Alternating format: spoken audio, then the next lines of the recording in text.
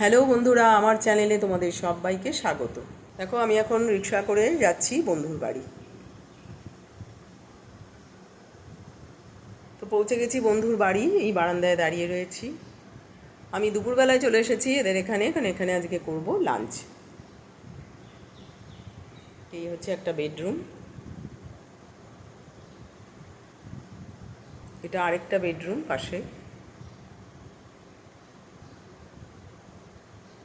বসে গেছি লাঞ্চ করতে এখন।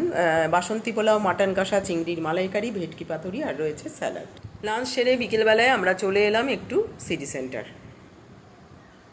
এখানে ঢুকলাম আমরা কুকিজ জারে, তো দেখছিলাম কি আইটেম রয়েছে, ফুড আইটেম। আমরা কি খাবো একটু করছিলাম। তারপর খাওয়া দাওয়া সেরে আমরা চলে এলাম বাড়ি।